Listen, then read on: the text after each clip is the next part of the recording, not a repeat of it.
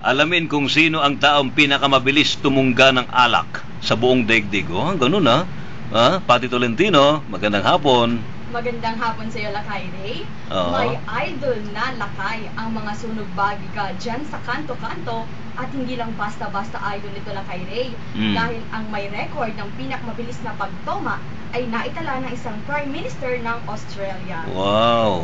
Si Bob Hawke ang ikapang-23 Prime Minister ng Australia at bagamat kilala siya bilang pinakamatagumpay na Labour leader, mas pinag-uusapan naman siya dahil sa record niyang naitala nung siya ay nag-aaral pa sa University of Western Australia.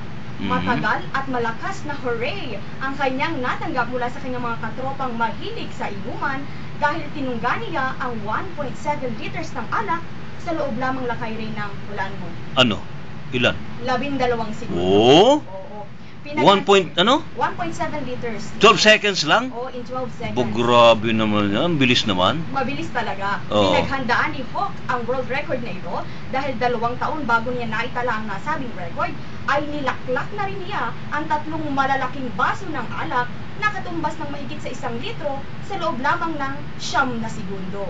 Ayan. Dahil dito, Lakay, pinag-usap at naging sikat siya sa nasabing universidad. Kaya naman nahilang siya bilang Pangulo ng Australian Council of Trade Unions.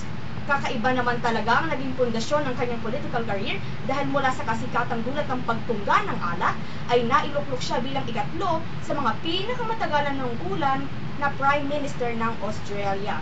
Bagamat wala na ngayon sa politika ang 77 taong gulang na si Hawke, ay abala naman siya sa kanyang business career at syempre hindi pa rin nawawala sa kanya ang pagtoma ng alak.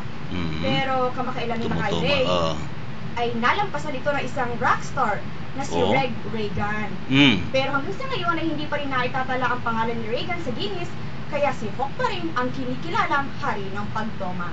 Okay. So ngayon ay alam niyo na ang ating balitang alam niyo ba? Pati Tolentino nag-ulat para sa DZRH Nationwide.